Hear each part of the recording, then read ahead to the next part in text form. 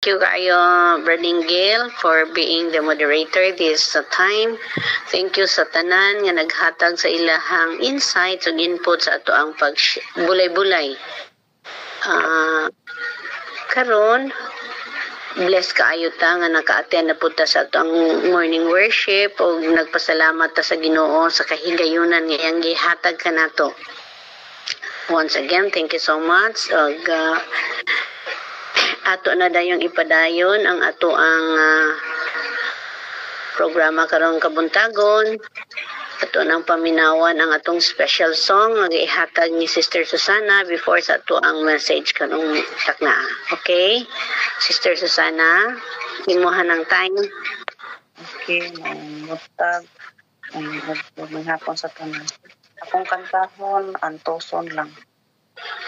Tamis palandong ang pagsulay, daw sama sa bulawan, nagiulay, sa mainit nga kalayo, nagwasiga, ulayon utli, sama kaniya. Antoson lang ikalipay, kinitanan, kay buktian sa Diyos atong manlaban. Pasanon lang atong lulanok, sundon siya, ipadayon ang pagtuo, kay ang Diyos mabalik na. Dili higpit ang atong pagkinabuhi, diha sa pagantos ita maputli, sa Diyos atong hangyon dadon sa pagampo, kay siya maminaw kanato. Antoson lang ikalipay, kinitanan, kay muktian sa Diyos atong manlaban. Pasanon lang atong lulanok, sundon siya, ipadayon ang pagtuo, kay ang Diyos balik na. Amen. Balik mo, sis. Thank you so much. Amen and amen. Pagkanindot gyud sa mensahe sa awit. Salamat kayo ni ana, sister. Og karon mga igsuon, dili na gyud kapugngan ato na gyung tagaan og panahon ang ato ang magsusulti karon. Ulay lain kung dili si Brother Willie Pilapil. Brad, imuha ng panahon. Brad Willie. Mayang gabi, mayang adlaw, natong tanan. Okay ba akong signal? Okay ra, Brad. Loud and clear. Okay, salamat.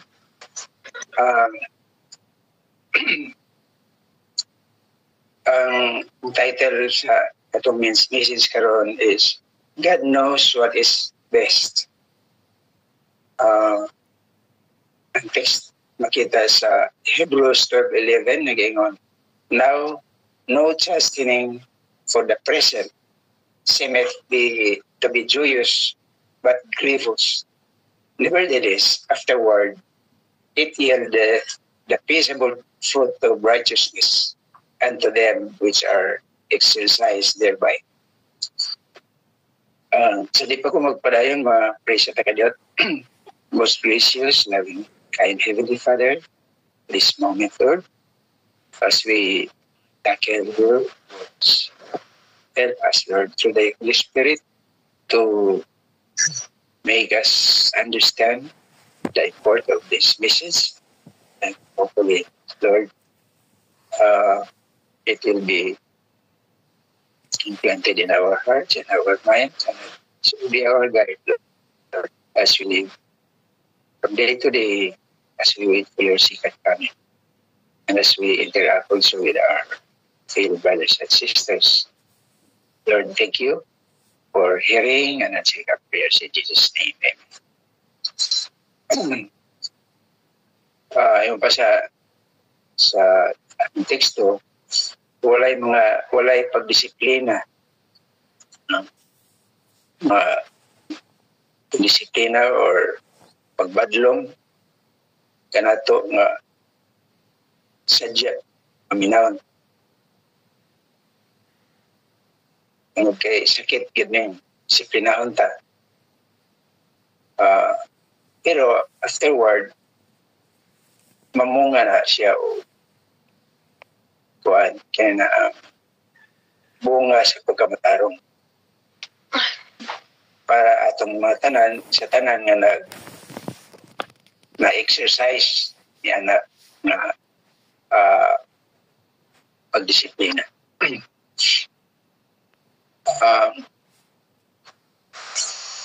Ako nang muna akong gikuan kinanang gihimo tungod nga message tungod kay kada adlaw sa atong kinabuhi moabot yun kay nisunod man ta kang Ginoong Hesus moabot yun sa ato kinabuhi ang pagdisiplina sa Ginoo ang correct sa atong mga pamaagi o usahay ma-misinterpret na to, ma-misunderstood na to. Kanang mga kalisod ni maabot sa itong kinabuhi, dili maayo. Pero maayo din, pumudang o plantas Ginoo. So, God knows what is for our best good. The peculiar discipline to which we are subject is discipline to bring out not the worst and most unlovely traits of character, but the meekness and the loveliness of Christ, developing the precious graces of Christ. We need to learn in Christ's school to become Christ-like. So, kitang tanan natay tagsa umaagi sa pagdisiplin kanato kay may kalahi-lahi man ang atong needs, no? Kung sa disiplina Ginoo kabawana. Ang ganang disiplina dili na siya sa pagawas sa atong dautan nga kinaya or the most unlovely traits of character. Ang disiplina ihimo na para maugawas o ma-exercise nato ang malumo o pagkamahigugmaon ni Ginoong Hesus. Kadugayan sa atong kinabuhi, ma-develop na pinaagi sa gracias ni Ginoong Hesus. O kinailan nato nang i-learn because we are in the school for Christ. We are enrolled in Christ's school. No? Kaya nisunod man taniya. Sunod na to nga at ang iyang kinaya po dapat mahimong Christ-like. When God chastise us or discipline us, most likely our human nature, yung mawatod pa sa kanta, shows the things to do and God's soft prompting can easily be ignored. Maging primero nga reaksyon na to kung kuhaan ka ng maabot ka na to ang kalisdanan, no? Kaya wala mong takabalo, ubod sa day na sa day planos Ginoo na to. First reaction na to is mo react yan ta. No, dili ta makapailog, dili ta ka-enjoy. Niya wala dito kay bawo nga kini di ay mga problema niya to niya aguman is na day purpose ang ginawa. So muna nga mo react tayo ta kaya muna sa atong mga prayer ang puta nga kuan Lord nang tabangi ko aning kuan Lord na mawala ning akong problema karon pero wala dito kabaw nga na ay purpose ang ginawa. Hence in our prayers. In sorrow and affliction, we pray for joy or happiness. But behold, there is still sorrow. In distrust and love, we pray for peace of mind, but distrust and love is still there. In hatred and indifference, we pray for love, but behold, there is an enemy to be loved. Murag lahi ang kuano, murag lahi ang tubag. As it is of character, trials goes on higher and higher, and the farther we go, and by enduring patiently, waiting for God's will for us, in due time, He will reveal to us. The clearer we see God's love for us, and consequently, or conversely, the clearer also we see our unworthiness. Kung makapadayon ta, no, by enduring patiently sa mga problema na naabot kanato, makita nato ang will sa Ginoo. O makita nato unsa di ay hinungdan nganong natay tagsa-tagsa nga problema. O makita nato ang gugma sa Ginoo kanato. Magpaduol, samtang nagapaduol ta sa Ginoo, Jesus, samtang nato siya sa kinabuhi, kinabuhian nato ang iyang mga kinaiyan, makita nato po ang atong unworthiness, ang atong pagka weak, pagkadautan. Mga kisunan, God is perfectly acquainted with the most secret thoughts of our heart, with all the intents and purposes of our souls. When we are in perplexity, in any kind of trouble, even before we open to Him our distress, He is making arrangement for our deliverance. My grace is sufficient for thee. 2 Corinthians 12:19. Kabalo ang Ginoo kung unsay nasa itong kasing.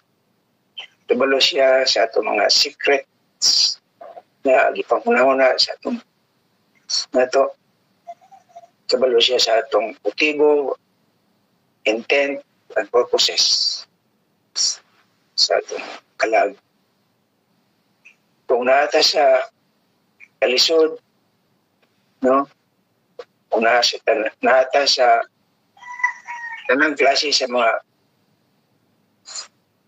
troubles, isang paganig wala pa nato, i-open ka niya, kung sana kabalo na siya, nga naata, we are in distress.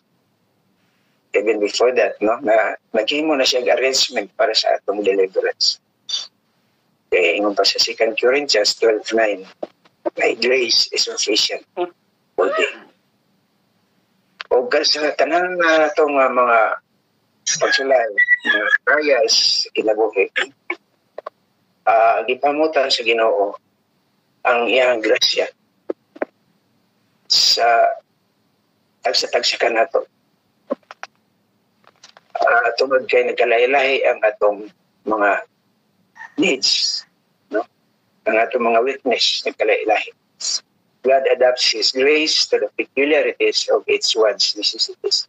And as our burdens grow heavier, look up and by faith cling more firmly to the hand of Jesus, our mighty helper.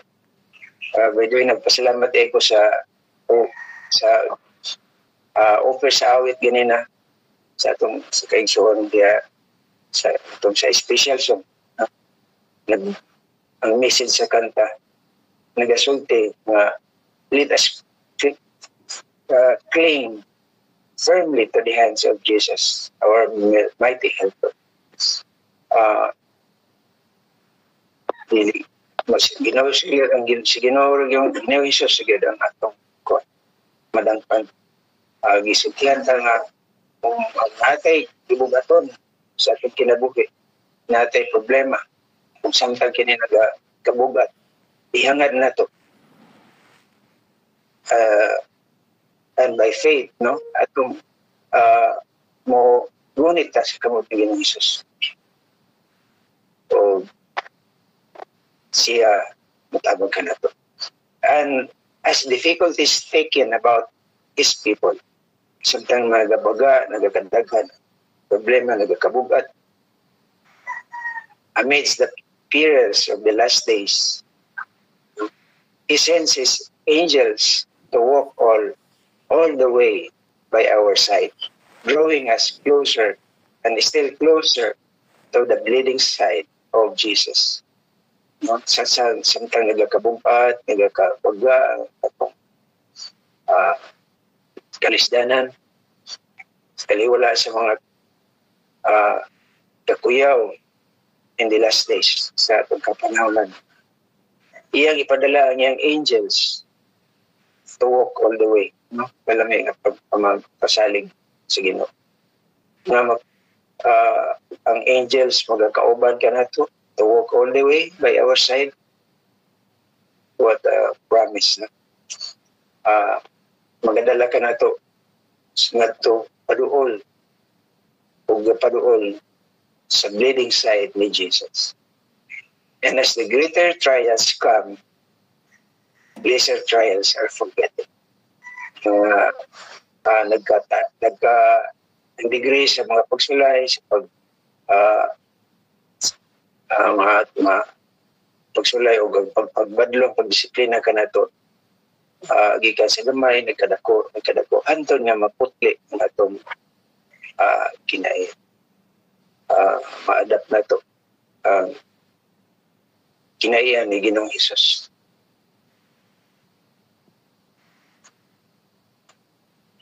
It is only the narrowness of our vision that prevents us from discerning God's loving kindness and the discipline to which He subject His church.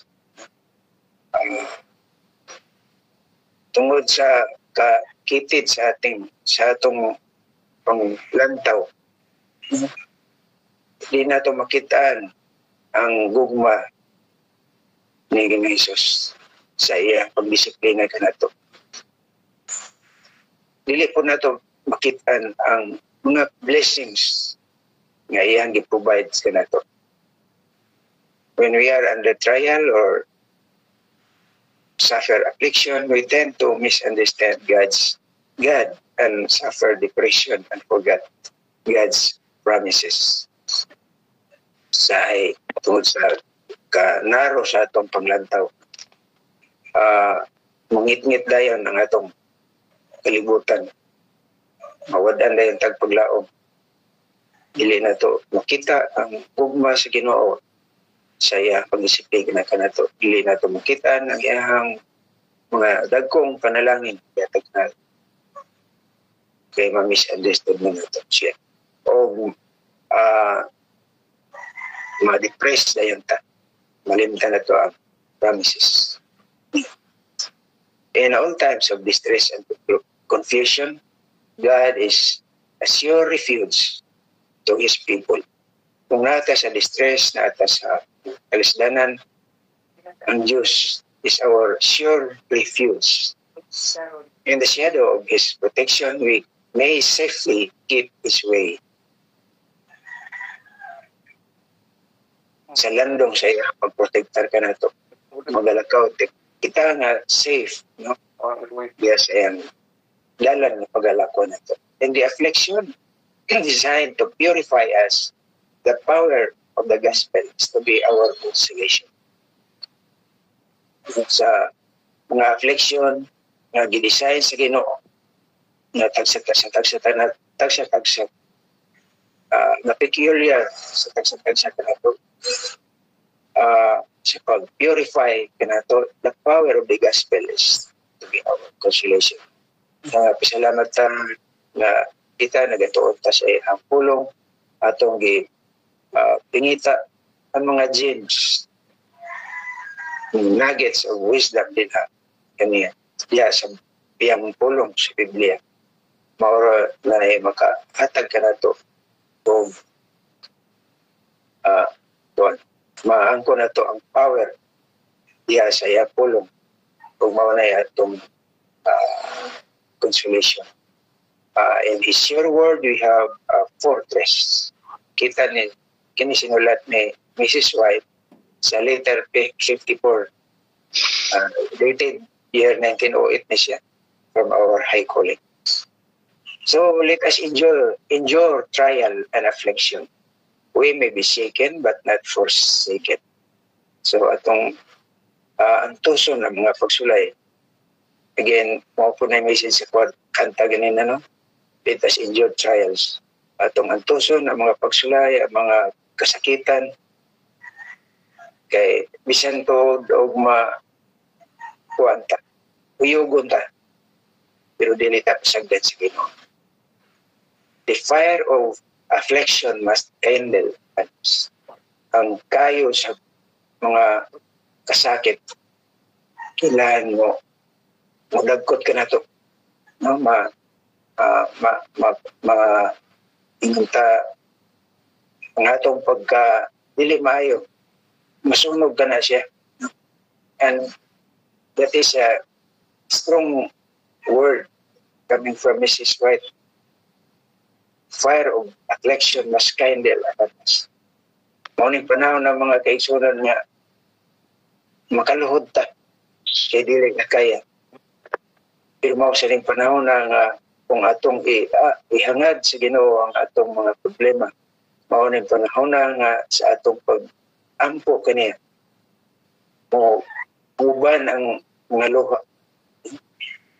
Kay wala na tayo kaya, ato na lang yung isubmit ang atong pagalingan ito sa ang atong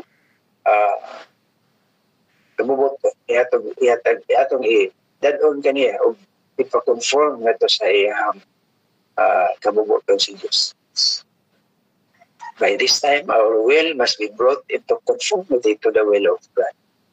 Mawita na sa nga kung kuapota nga murag kung ano tag-ayaw, gano'n na ang daw na kayo ta, ang atong inapuan lahit na dyan. Murag wholeheartedly na niya, gano'n na ang inubanan na yun o mga luha. And God will manifest in our lives. Victory is not found in shunning trials, getting rid of them, but in meeting them heroically, enduring them patiently. Ini ang kadaugan, no? Dili na siya makita pinagi sa paglikay sa mga pagsulay. Dili na makita sa kung mo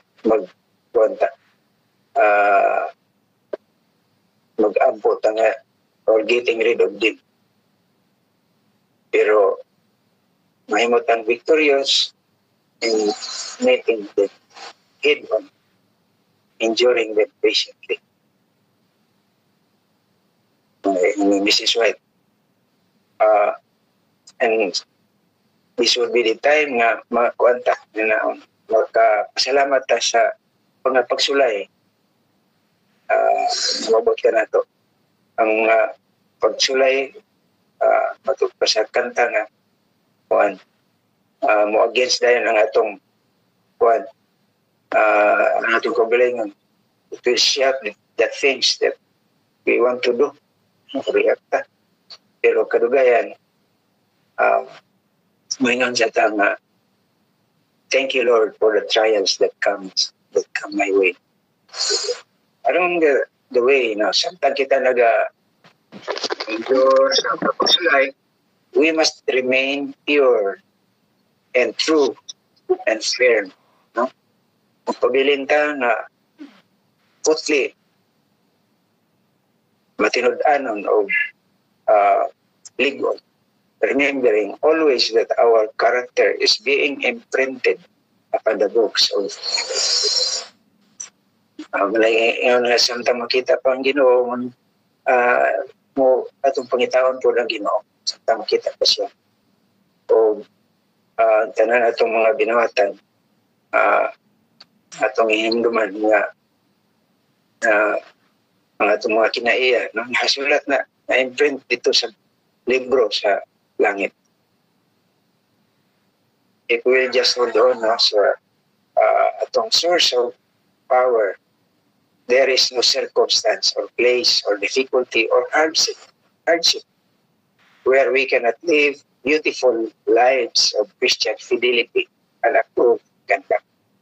Wala ko na circumstances, wala lugar, wala mga kalisdanan na dili ta makakinabuhi o sa kinabuhi na matahong na kinabuhi sa usa ka Kristohanon nga adunay pag na matinud-an o adunay kinaiya nga matahong nga kinaiya. Letter number 6, 1893 ni Mrs. White. Brothers and sisters, every one of us will undergo trials and affliction. Mga itong iputan sa itong nauna kay itang tanan karon nga nisunod ni Jesus adunay mga pagsulay, adunay mga pagdisiplina sa Ginoo. Dili nato na unahon nga makadaot nato, unahon nato na mga kaayo. Okay, ang Diyos sa kabalo, what is best for us. We usually do not like it, no? Sa mga pagsulay, nahubot nato because it seems it goes against our way, no? Ma-dislocate mo ta kuan ko dili ta gusto nga magawas ta sa atong comfort zone, no? Kay ang mga pagsulay for the first appearance mo, it seems nga grievous, grabe, dili joyous. But in the end, it is for our good. Okay, God knows what is best for us. Just look to Jesus and believe Him as our personal Savior, and we will be victorious. No? Tutok lang ta kang Ginoo Jesus. Tuo ta kaniya as our personal Savior. Ug magmadawgon ta. And as we will be brought through every trial, and let us endure these trials with patience, and we will become stronger to endure the next test, the next trial. So tinan ni Mrs. White, samtang kuno nga kita endure sa mga pagsulay, magpadaogon ta o will become strong and to endure, no? The next trial, the next test. And then we are to become members of the royal family, the sons and daughters of light, with Christ-like character as the fruit of chastening, disciplining, through faith in Jesus Christ, our Savior. So, ngayon ako nga, by this time, nga nakasabot na ta sa unsa di ay ni kuwan. Yan na ang pagdisiplina kanato sa Ginoo. Pinaagi sa mga pagsulay, pinagkalisdanan nga mabot sa atong kinabuhi nga atong gidawat with patient endurance. We can now sing and thank you, Lord, for the trials that come my way. So, munang kanta nga, thank you, Lord, for the trials that come. So, din na kukutok mga igsunan na kung galing tayo mga pagsulay nga mabot sa itong kinabuhi. Ibawa lang ito na kanis mga pagsulay. It seems grievous, sakit. Pero in the end, magmalipayan ta. Salamatan na ito ang Ginoo nga gidisiplina ka kay ang ato kinaiya mahimong ma-adapt na to kinaiya sa Ginoo nga mapailubon, no? Ni-endure sa mga pagsulay o makita na to ang fruits nga mahimo ditang members sa family of God, royal family, mahimutang sons and daughters of God with Christ-like character. Dire ako ko ito maisunan o ako ibalik ang floor sa atong presider. May buntag may isunan. Good day. Amen.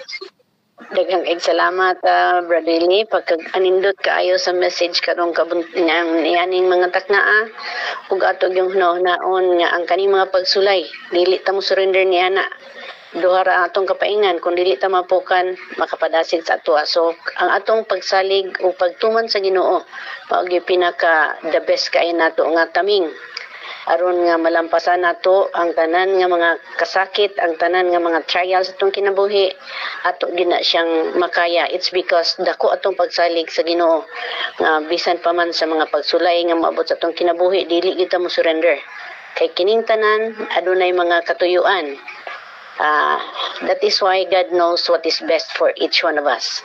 So, salamat kaayo niya ng manindot nga mensahe o manindot tanan nga mga messages sa song sad nga ato ang nadunggan.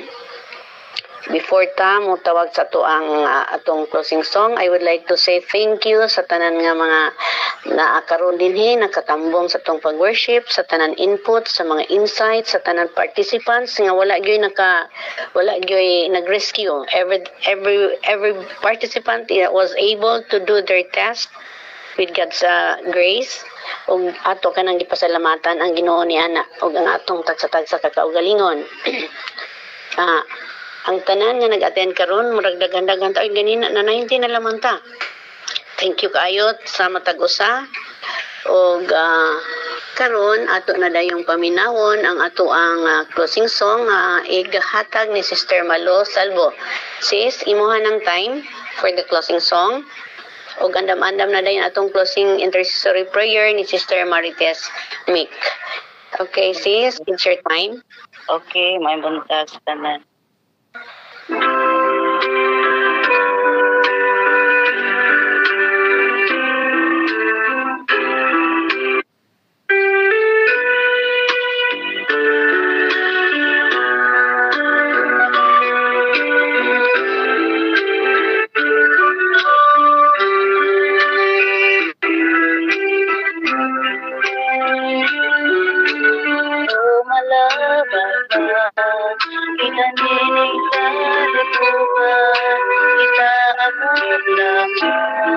Pamahanaw lang kailangan manatag ang binuhagan sa Diyos nahimot mo sa Diyos na namuhating tanan may gianan siyang muluyanan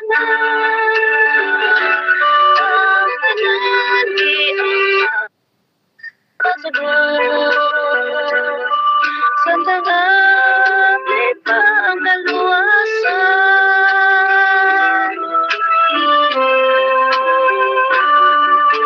Bisan kita kalus may bahandi nga bulawan ni Kristo giandam sa langit ng huluyanan andam mo karon ang pag-atun alagaron mo si Jesu Kristo siyang Diyos na namuhating tanan may kiandam na buwanan ang tanan giangkot sa pagsunod Santang abli pagkaluwasan kay kung sirhan wala na'y makasulod magmahay ka kung dili ka madali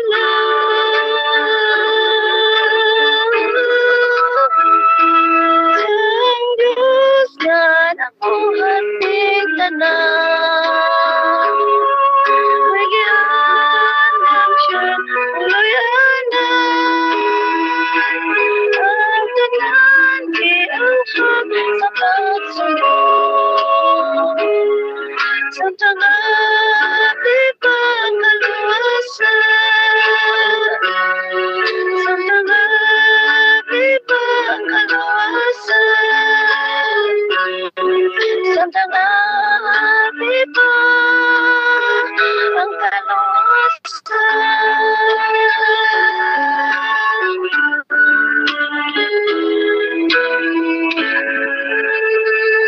To your presider, salamat. Amen. Okay, thank you so much for that wonderful song, Lo. Thank you. Nice kayong message sa song. O ato nagyong paminawan ang ato ang closing intercessory prayer karon sa pagsirado sa ato ang programa. Sister Tess, imuhan ng time. Okay, salamat kay Josephine. Karon may gala kung makahimo ka mas pagluhod o magluhod o kung dili man may gala ato nang atong i-focus lang natin kung nahunog atong kasing-kasing di sa Diyos. So magamputa, dalay ko no Diyos amahan, maluluyon, kamahanan sa tanan, tag-iya sa matagang mag-isang kinabuhi. Amahan sa pagduol ya kanimo Ginoo, kami mga hangyong tanan, pasaylo agayod kami. Ting kami napakyas, nakasala kay kami Ginoo. Sa mga datang unahuna, nakasalaman kami sa mga pulong, labi na sa mga pangatamahan. Hinlui kami o Diyos, kabayi lamang kami amahan, ay kami pasagki. Kay ikaw na sa pong pagkamasalay po, pandi kami babagamahan, kabayi lamang kami Ginoo. Nga kami gayud mapili sa pagkamatarong o dili nga mahimong mga dautan or makahimo mga makasalaman og ngadto sa mga kasikataw labi na sa pamilya. Imo kini panalangin ta sa tagsa ning nga grupo mahan. Aron kami sa Ginoo mahimo kami maayong modelo ngadto sa pamilya. Ingon man ngadto sa kasilinganan ug bisan asa man kami manlabaho sa Dios.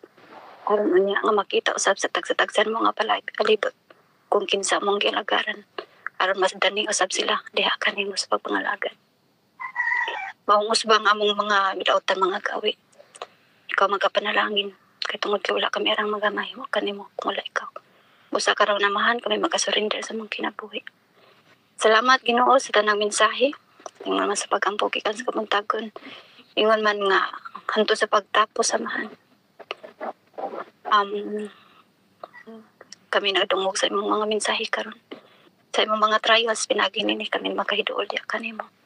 Panuwas sa langit kayod kami Ginoo sa panahon sa mga likag ni Satanas samahan tungod kami sa panahon sa mahuyang. Tabangi kami Ginoo sa panahon sa pag-uyog sa pagtuo. Kaunta kami magpabilin nga pinaagi kanimo ikaw Ginoo magkabalikon sa mga kusog. Nga mong pagtuo nga malabi pamuhugot pamahan samtang kami nagpaabot ta kanimo. Tungod kay ang yawa mayong amahan. Maisog kayod. Sayod siya nga doon lang iyang panahon. Amahan, salamat sa tanang grasya, sa kinabuhi.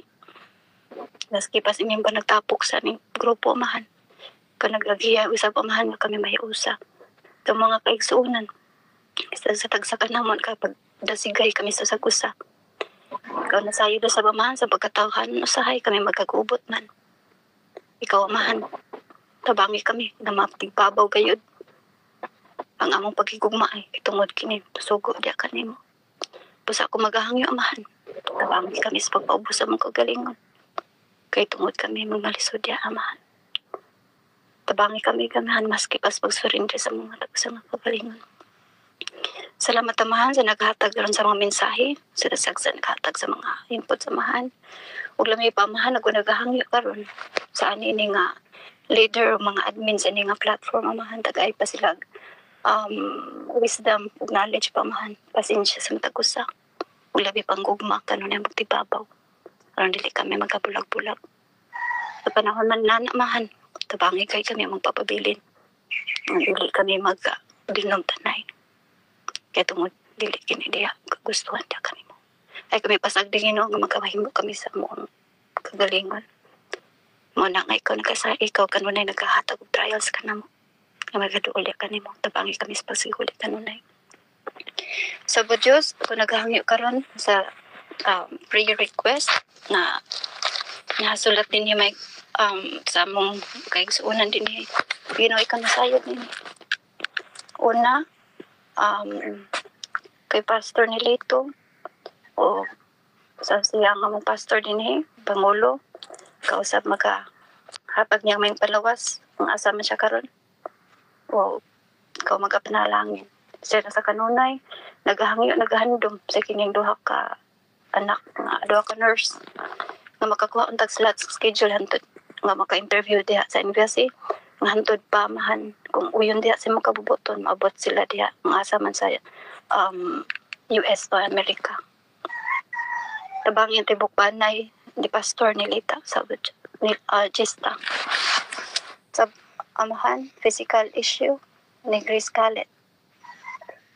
Usab, paampo niya ang iyahang back pain tungod sa spinal disconnection nga nagubag og operation sa butangan. Titanium, kung naginahanglan ng financial nga ihatag sa atong Diyos iyang thyroid mo Diyos ug di na madako. Mahan ikaw na kayod nag-provide sa tanang kinahanglanon. Usa tabangi lamang kini so Diyos kung mahimo man ang mga milagro tungod sa mga pag-ampo o paghangyo diya kanimo amahan. Dili lang taon tugod nga madako pa kini nga maayo kini amahan para ang among pag-ampo nga kanunay kini kumatuod ikaw ana agayod at tinuod kayo ng ilagaran. Tungod kay wala posible diya kanimo matud pa diya nimo nga ikaw maghatag sa tanang the best namo nga kinahanglanon. Ug ngayon kayod pa ni Sister Emerita Diyos nga nagsuffer nini nga thyroid. Ug maski pa sa mga kadadlaw niya gipangbati, ikaw magagabay kaniya. Tagay siyang may adlaw karon samtang siya magatrabaho bisan asa pa siya padangata siya ingon man nato sa trabahoan padung uli man sa Diyos. O sa Diyos nagahangyo si pastor ila pa ang ampo si pastor Acumen siyang stroke. Ingon man si Sebastian Rabay, sa diabetes ug sakit sa tiyan. Ug si Roselyn Baton nga maayo na sa siyang sakit sa chronic hepatitis. Ug si Elder Jerry Gersala nga mahilis na mga bukol sa liver. Ug maski pa amahan nga tanan nining naga-join ikaw nasayo sa tagsa-tagsa na mo nga na kami mga physical issue nga man nga wala sa gayud na ginasulti ka na sa atin. Iusaha kami usab po Diyos sa paghikap karon sa mga balnawas sa po Diyos. Panalangini kami. Aron na nga among pagpangalagad ya kanimo mahimong matunhay sa po Diyos. Kay pagkalisod sa kinabuhi kung kami nag-antos sa mga sakit. Ug gayahay lang kami amahan sa unsay mga pangakan-on kamo mga pangunaw-na. Tabangi kami amo kini masabtan ang among kinabuhi kami katunhayo sa Diyos. Ug ban na kami spiritual issues. Family ni Sister Nida. Ug sa tanan niyang tibok panay hantod na siya mga kapuha-apuan. Ay naot sa tanan nila uman nga ipamalitan tanan nga ban gayud tanan sa Diyos. Nga kini makapangalagad ya kanimo samtang di ka pa mabalik. Ngayon man masulat ang ilang mga pangalan diya sa libro sa kinabuhi. Di lang kay sa pamilya ni Sister Nida, kundi sa tanan ng mga membro nga nag-join nini nga platform ug labi mas sa tanan nga nangalagad nimo karon sa tibok nung sa yuta. Ingon man si Levelyn Balde samahan nga sa kanunay siya naghangyo usab sa iyang pamilya, duha ka anak ug labi na sa iyang pana. Ngayon mo siyang panalangin, nakita nila amahan nga sa kadasigon si Sister Mix. Ngayon naot ng kining duha ka anak nga mapili kayo nga sa pag-ihemplo sa ilang inahan nga dili pa mawala mo kanahon maan sa mong pagbalik. Another sa spiritual guidance ngadto ni Cherry Galvez ug mao kining anak ni Sister Pips man ka magatabang usab sa pamilya tibok panay kaniya pinas kaniya nagatrabaho na sa gawas sa Diyos sa tanan mga physical na mga issue sa Diyos tabangi kami na. Ingon man sa spiritual usab, ilan sa tibuok Dumlog ug sa Toledo City, sa tibuok nga simbahan dito, man mga pastor dito sa distrito sa Busab Diyos o sa tanang mga leaders sa tibuok sa kalibutan, nga binakini nagpa-specific nga naghandom nga makatukod kayod sa mao nga simbahan ug balik. Ingon man nagasad ikaw nga nay nagkagubot dito, nga unsay mga plano lang tuyo na si mga kabubuton sa Diyos nga hinaw to sa Diyos na adunay magatabang kanila financial sa Diyos aron ang mga tao dito nga magkatapok sila sa sakusa mga lagad sila mag-worship diya kanimo sa mga panahon nga imong ginatudlo kanamo. Ingon man si Sister Dita Tan na isaya hapong anak sila si Edward nga naa sa Africa. Hangyo niya nga pa-safe silang tanan sa tibuok niyang pamilya ug sa lain sang anak dito sa Australia ug spiritual guidance sa Diyos ang Holy Spirit sa kanunay magagiya kanila ug labi patabangi nga dili sila ma-reject sa Diyos. Ug nasa unspoken prayers nga maski pa rin topic may na kami mga unspoken prayers kam na side ni ini tabangi kini sa Diyos. Ingon man si Limlay prayer journal niya sa kanunay ang iyang mga tanan nga mga pangles dito sa Diyos. Ikaw kami maghangin, ikaw magadungog kabay sila sa Diyos. Nasa kami mga estudyante dili or board examination ila ni Maureen Apostol na karon kay Maureen Apostol exams on December 2nd to 5th for architect engineer. So anak siguro ni Brother Ingil Amahan nga mahimo siyang license po nga mahimong engineer nga naot sa Diyos kaya makamtan kini nga career nga mahimo siya nga kini nakapangalaga di kay mo makahimo siya sa paghimaya palabi di kanimo tabangi ang matagbuhat ka namo sa Diyos ikaw makapanalangin sa matagbuhat ka namo labi na ni Brother Ingil sa Diyos nga tagay pa jud isip igong kusog taas pang katuigan aron makasuporta sa tanan niya mga anak. Ingon na ni Dennis Gonzales nursing board exams karong November 29 dito sa Australia. Tabangi ang among mga ipanghangyo sa Diyos. Ug napoy pre-request for renewal of franchise of Hope Region in Tangub nga naot makakuha sila mga franchise sa Diyos kung sa may mga kakulian ug mga problema ikaw maka-provide ditong dapita. Og healing and fast recovery of Dr. Lorna de la Peña from Canada who undergone kidney transplant operation. Tabangi sa cancer. Labi pamahan, kung naghahangyo sa tanan ngayon, sila si Sister Rosana, Brother Ingel, Sister Bell, din si Welly, usap din na Sister Mary, na Josephine, Sister Gina, si Elena, Kuya Pete, si Marlene, ti Zeni, ti Joy, ug Ernesto sa Diyos. Kana sayod subscribe ni Brother Ernesto sa Diyos. Naot na ikaw na sayod sa iyong pag-antos. Wala may posible di kanimo sa Diyos. Kabi gumagahangyo di kanimo, kami magahangyo di kanimo. Tabangi, gabayi sila Ginoo unsa man financial man, ug unsa pa sa iyong igsuon, sa iyang mga mama man, ug iyang papa sa Diyos nga malahutay. Amahan, ikaw maka-provide sa tanang kinanglanon man. Salamat sa Diyos nga naasad na mo uban sa Brother Ernesto, labi na sa tanan mong kaigsunan, ug labi na ni Malu, ug naman ni Louis, ug ni Jane, ug ni na-mention na ako tanan. So, mauna sayod sa kasatagsa na mo sa Diyos. Uyusa kami sa pag-protection, samtang kami sa pagbulag-bulak. Pabalika kami sa another nga pointing time nga maka-worship diya kanimo. Kung agay kami sa balang espiritu ron makahimo kami sa uyon diya sa imong kapuputon.